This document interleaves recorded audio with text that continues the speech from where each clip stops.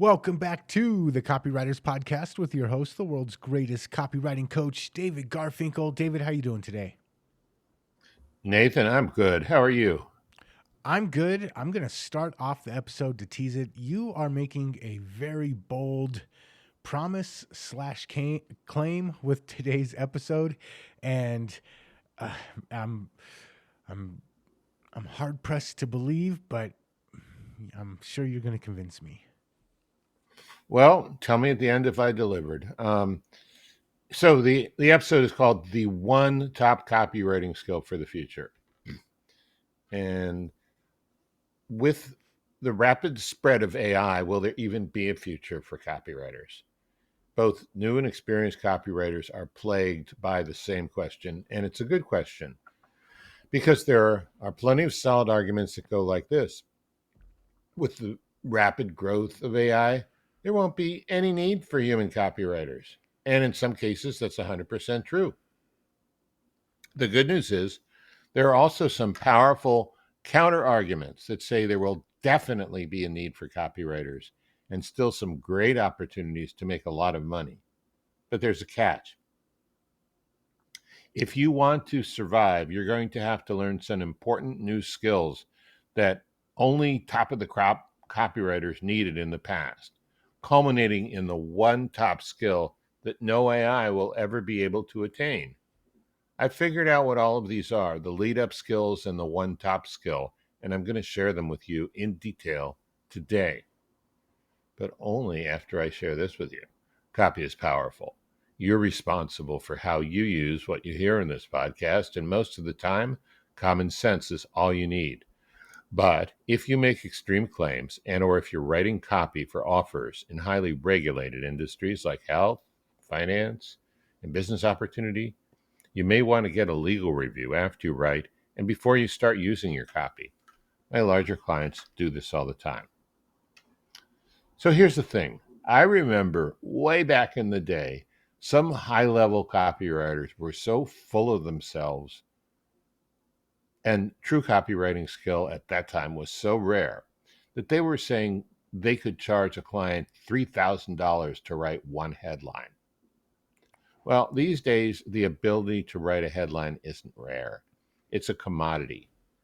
ChatGPT can write 20 headlines in 1 minute. So now let's look at emails. It can take hours to write one email by hand, and AI can do it in minutes. And what about research? Without AI, you could do online research for a promotion and it might take you days, even weeks. With the right deep research feature on several AIs, you can do comparable research in a few hours. So who needs copywriters anymore? Okay, ordinary copywriters, not so much. But AI can't tell you with any real world certainty which is a good headline and why for a particular situation or a particular promo. The kind of copywriter that will thrive in the future can pick the best two or three out of those 20 and say why and know why those are probably the best ones to test. And AI can write emails, but forget about AI generated emails for a welcome sequence, which needs to be more personal and resonant with your target audience. The right kind of copywriter can write those emails and really help a business bond with its prospects. Now, AI is going to come up short matching the research it came up with your prospects at their stage of awareness and other important variables for a particular promotion. But a copywriter who knows what they're doing can do all those things very well. So, how do you become that kind of copywriter? The one that can do things AI can never do. I'm going to share 6 steps that I put my mentoring clients through over the course of 1 year to get to that point, so they will stand out as copywriters with the most in-demand skills in the future. My mentoring process is fine-tuned and more detailed than what I'm going to share with you today. And over the course of the year, I help my clients really develop these 6 skills.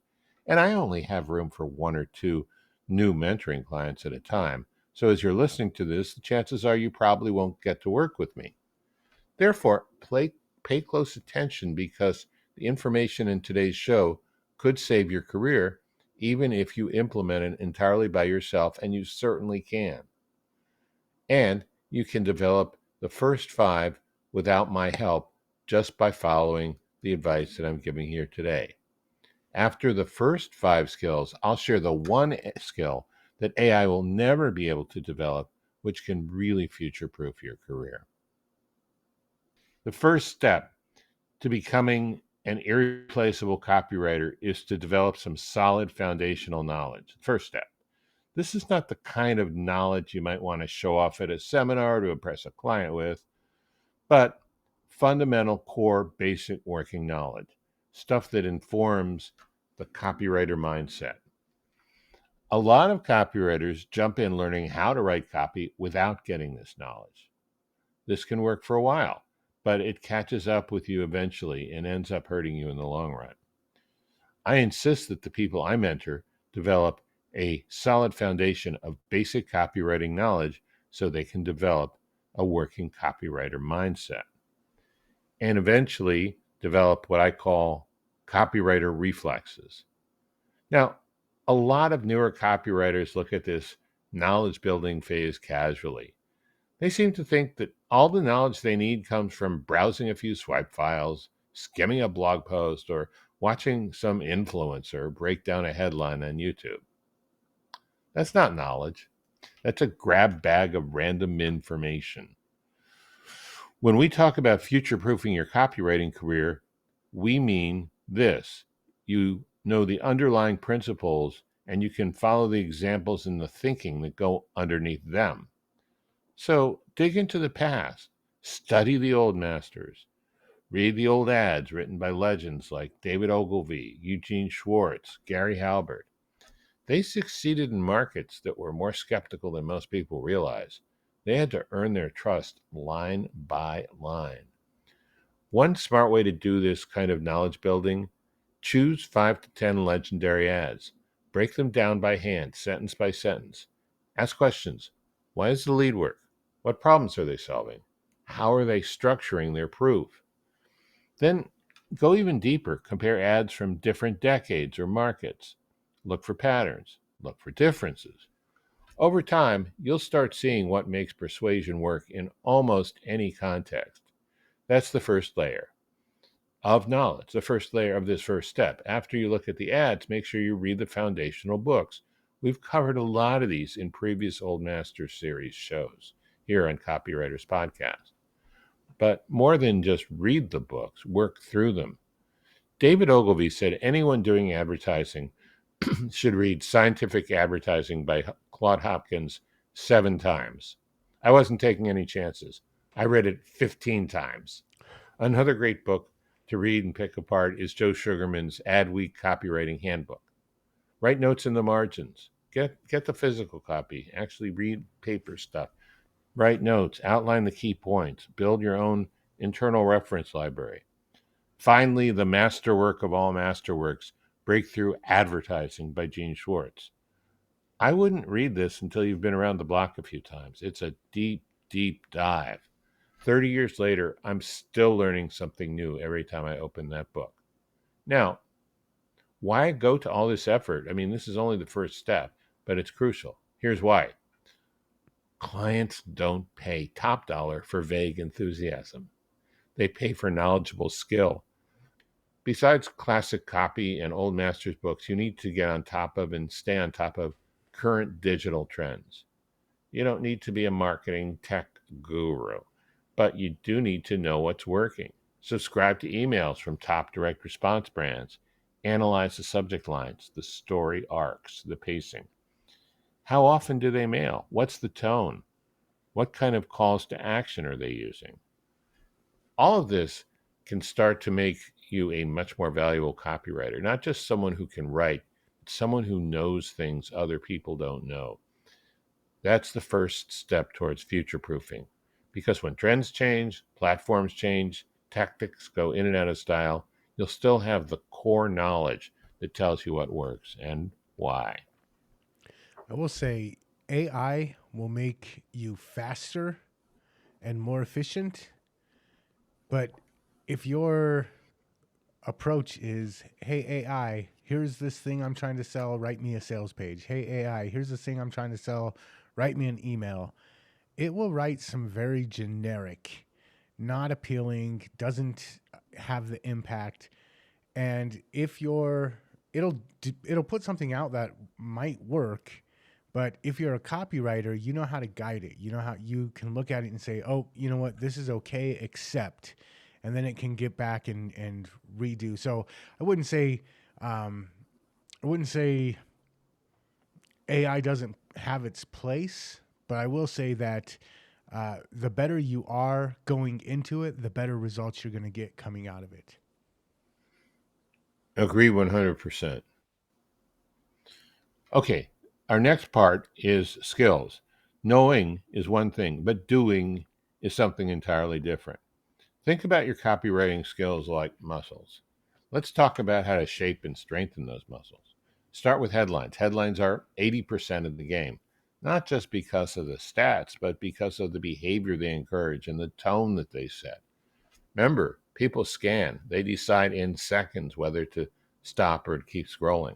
You've got one line to buy their attention. So make it count. Here's a simple exercise if you're just starting out: write 10 headlines a day. Don't use ChatGPT. Use your brain. Try different approaches: curiosity, fear, direct benefit, contrarian. Mix it up. Use different products and markets. Set a timer. Make it a drill. Then read them out loud and ask yourself, would I click on this? Would my prospect care? Over time, you'll start to feel the rhythm. Next, rewrite. Take existing ads, good ones, bad ones, rewrite them from a different angle. Try a new tone, a new structure, a new hook. If you can, track the original performance of the ad. See if your version makes it stronger. This isn't about copying, this is about re engineering, learning how to think your way into the offer. Now let's talk format. Writing a long form sales letter is different from writing an Instagram ad. Same psychology, different frame. Email has its own rhythm. So does direct mail. And YouTube scripts, whole different world. So build range. Write for each format. Get used to the constraints. Learn the rhythms. Don't get stuck in one medium. Because when a client comes to you with a project, you want to be able to say yes. And here's the hidden benefit: when you write across formats, you start to understand messaging on a deeper level. You see how the same idea has to adapt based on space, context, and attention span. And that alone makes you a much sharper copywriter. It's good when the deadline's tight, when the audience is cold, when the product is new. That's skill, and it's what keeps you in demand. Mhm. I'm going to say that right there. The If you're a email copywriter and that's the only thing you know how to do, you get stuck in this way of thinking. You get stuck in this box. But when you're also capable of writing YouTube videos and you're capable of writing Instagram ads, then you're able to see a problem, see a solution from multiple points of view. And having that ability gives you a much more wide, um, it gives you much more context and makes it to where if you still focus on emails, you're able to write much better emails because you're not stuck in the email writing box. Yeah, that's really well put, and that's why it's so important. So let's kick it up a notch. Knowledge and skill give you potential, but where the rubber meets the road is where you turn that into experience, and that's the third step. Because at some point, and in the future, definitely, it's not just about what you know or how well you write. It's about whether your copy works, and that means results, real ones. It also means facing failure, experiencing it sometimes, and dealing with it, because failure is part of the path to success. So let's look at how you get there. Start with this: write for real businesses. It doesn't have to be a glamorous business. The work doesn't have to be paid. I've done plenty of free work as well as plenty of work that was well paid. But if you're just starting out, be willing to write for a local store or a nonprofit or a friend's side hustle. What matters is that you're solving an actual problem in the wild. And when you do that, two things happen. First, you build your portfolio with real samples. And second, you start collecting data, testimonials, before and after results, feedback, and the unique kind of knowledge that comes with experience, both good times and bad times. One of my clients, who has a 7-figure business, was so thrilled with what he was learning about copy that he wrote an ad for free for a friend of his who was a psychotherapist, just because the guy was a great therapist and a really bad marketer. Each project shapes you. As you grow, raise the stakes, take on longer form projects, test new markets, learn to handle feedback and revisions. You're not just building a career, you're building calluses and confidence. Now, here's the kill shot: launch something yourself, your own product. You'll learn so much in such a short time, you'll be amazed. And future clients will be impressed that you spent your own time and your own money on your own project. It adds a layer of credibility to you when you've at least tried something on your own. Could be an affiliate offer, could be a small product or service. It doesn't have to be perfect. What it does have to be is started and finished. This gives you something most copywriters never get: a look at the full conversion process. You write the copy, you watch the metrics, you tweak the page, you test new emails. The numbers take on new meaning, and that kind of experience is invaluable because it changes how you think. You start writing more like an owner, like someone who sees the downstream impact of every headline, every button, every phrase. And that makes you more persuasive, more strategic, more in demand. Bottom line, copywriters who thrive aren't the ones with the prettiest portfolios. They're the ones with the deepest scar tissue, the ones who've seen what happens when a headline flops and when it works. That's experience. And that's the third important step towards becoming future proof. I think this is very important, especially for people trying to get into copywriting, because I've had that question asked so many times.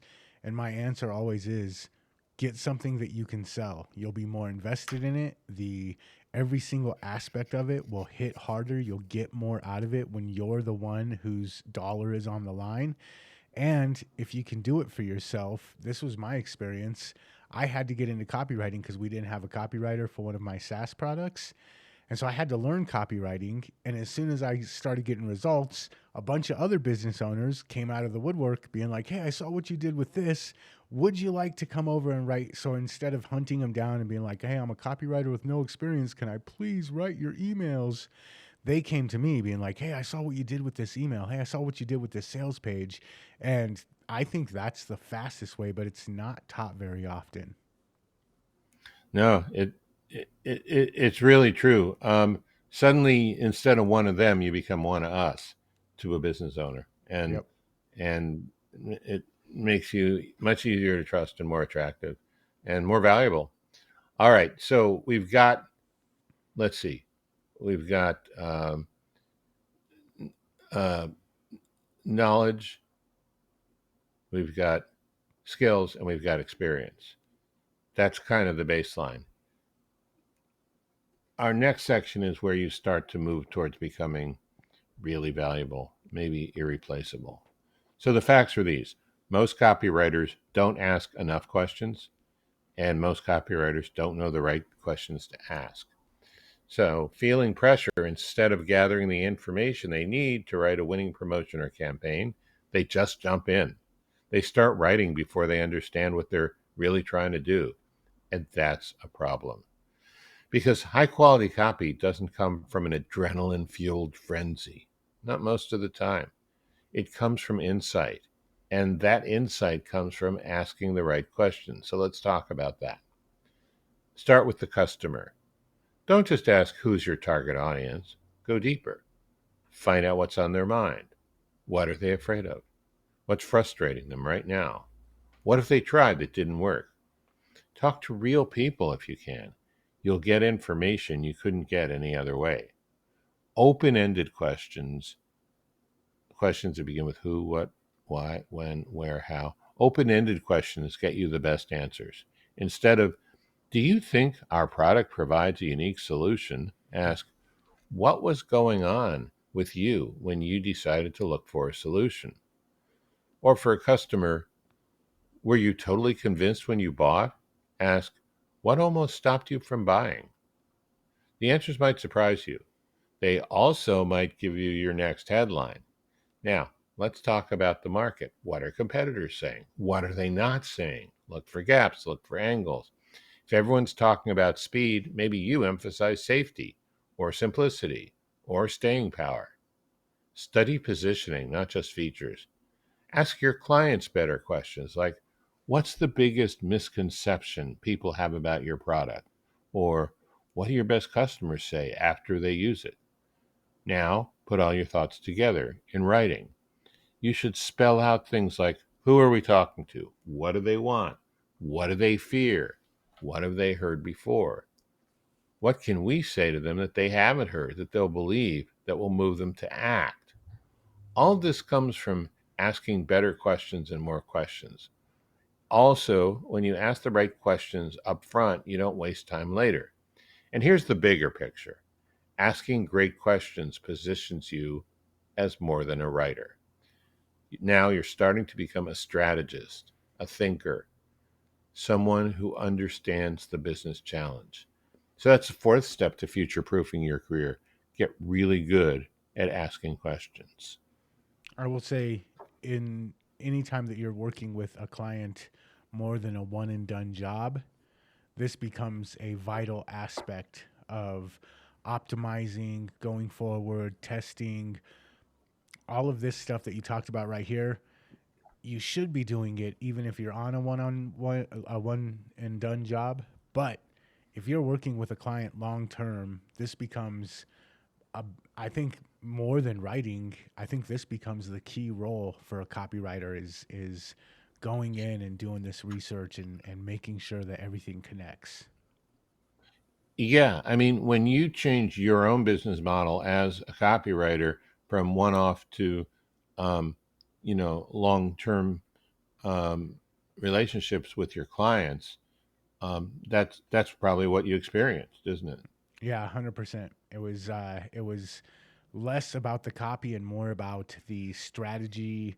How does this work with this? Are we making sure the messaging here is connecting? Are we optimizing each piece of this along the way? Um, it's totally a different shift, but I think that the stuff that you talked about in this is it should be for the one and done people, but it's the priority once you move past the one and done stage. Well, yeah. And I haven't really even dug into where you use this. I'm saying these are the skills you need to have in order to be irreplaceable. And I think as you just sort of implicitly pointed out, I mean, at this point, your your prospects wouldn't even think of bringing in an AI to do the kind of stuff you do, and we're not even to the best part yet. So let's keep Okay. going. Okay, we're the next to the last step. So far, we've talked about developing knowledge, skills, experience, and the ability to ask good questions.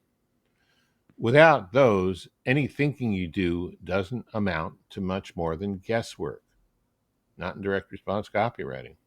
But with knowledge, skills, experience, and good questions, you're positioned to do some very good thinking. And that's where the real value starts to come in, because the ability to think strategically is what turns raw information into profitable decisions.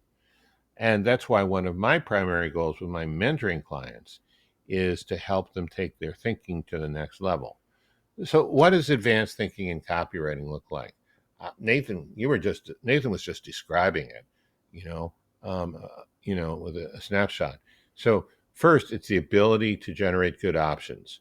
You're training your brain to solve problems from multiple directions. Second, mapping research to copy, and this is where most writers lose the thread. They do the research, they flesh out a strategy, then they write some copy that could have been done without either. Big mistake. If the research tells you the prospect's biggest objection is their skepticism, your lead had better address trust. If your customer wants fast relief, you structure your copy to put that solution at the top. Every insight needs to lead to a copy decision. Strategic thinking means you're willing to test assumptions, not just accept them. Finally, you end up building a mental checklist for evaluating ideas. It might look something like this. Does this copy align with the prospect's core desire? Does it match the product's actual strengths? Does it differentiate us from the competition? And this one's huge. Is it believable? And is it simple? The best copy is clear, sharp, and grounded. And strategic thinking helps you filter for that. And that is what clients trust. It's what gets results. And it's one of the most future proof skills you can ever build as a copywriter. We're at a point where copywriting and marketing both are at a huge pivot point. There's a shift going on. And the promise of for a business owner, the promise of you can ditch your copywriters, you can ditch your marketers, you can buy our service and we'll do everything for you.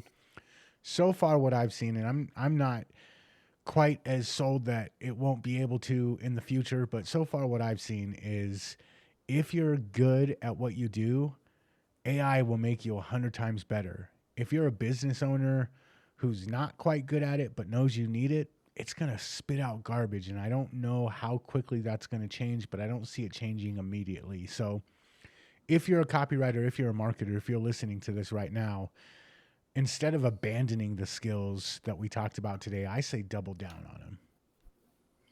Yeah. And I mean, until I really thought this particular podcast through, my total answer what to the question, is there a future for copywriters, is, well, there will still be copywriters, but the copywriters who know how to use AI will replace the ones who don't. But it goes deeper than that. So let me get to the pinnacle, the ultimate, the top of the pyramid. All right. Solving high quality problems. Developing this knowledge, these skills, this experience, and the ability to ask great questions, the ability to think clearly about your answers leads to one master skill that every business will need in a copywriter in the future: the ability to solve high quality problems, being the person who can step in and figure it out.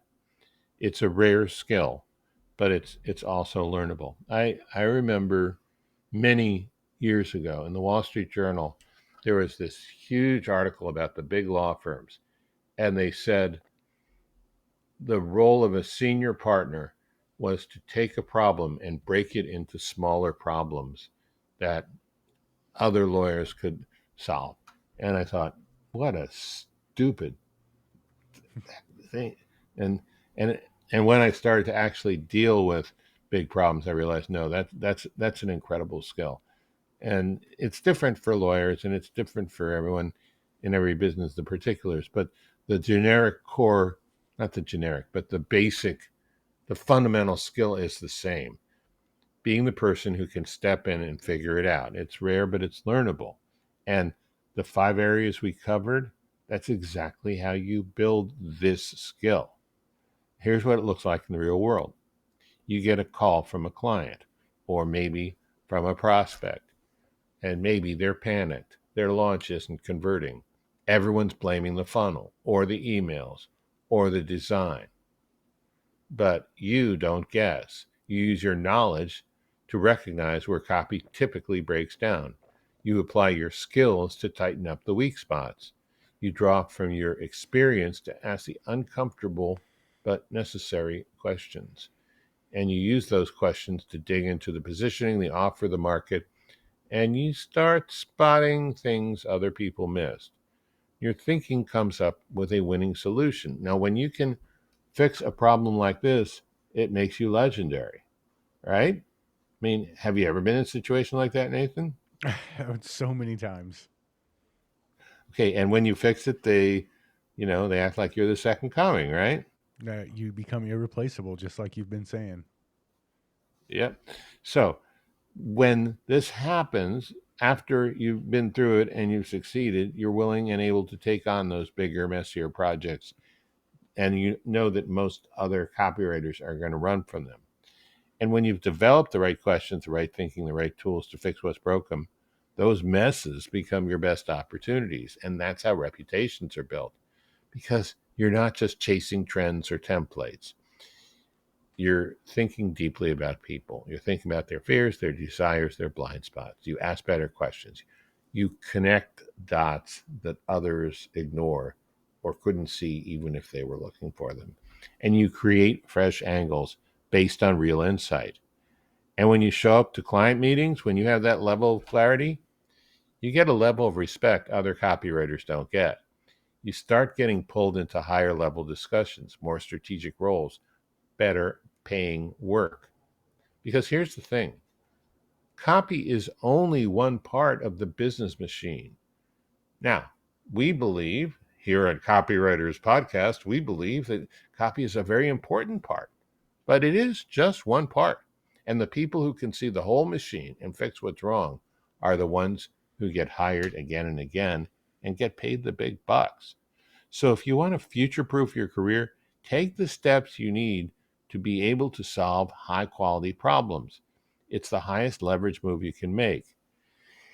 And it all comes from doing the work in the 5 areas we've just covered. Now, I've spent a lot of time mentioning my mentoring in this podcast, and I just want to be clear about one thing. It's not for everybody. You need to be more advanced than a beginner in your freelance copywriting career or in your business. Most of my clients are already at the 6-figure level, some are at the 8 and 9-figure level. I've found those are the people I can help the most, and they're also the people who get an immediate return on their investment. So if you're interested, I do have 1 or 2 spots coming open this fall. Please visit my website and read about the mentoring and then apply if this is something you really want to do.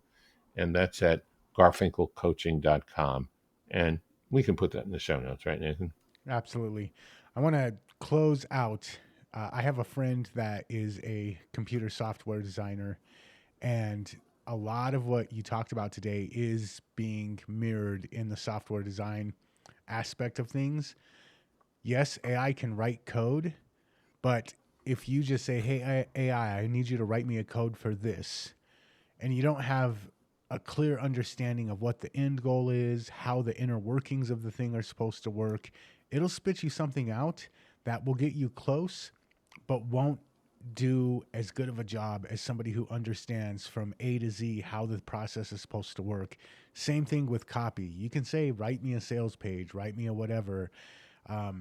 If you understand it from this 50,000 foot view, you're going to get much better results. And a business owner or an offer owner is still going to want somebody else to do it when they realize, hey, I can't just tell ChatGPT, create me a sales funnel. They're still going to need the people that are specialized in this. Yes, to use the tool. The tool is great, but you still need somebody in charge of wielding the tool. Yeah, absolutely. So you've got to become the person who can wield that tool with a lot of deftness and expertise. Mm-hmm. And I, so what do you think? Did I deliver on my promise? I think you delivered on your promise. I was a little bit skeptical at the beginning of the episode, but yeah, man, I you know hit it you out the were. park. And if you enjoyed this episode and you want more, head on over to copywriterspodcast.com. The show notes for this episode will include the link to where you can apply to work with David, but uh, I know how in demand you are. Out until fall, you're booked up. So Mhm. apply, but make sure you're qualified, because otherwise chances are slim that you're going to get in. But over at copywriterspodcast.com, we'll have everything for you over there. And until next time, we will catch you later. Catch you later. All right.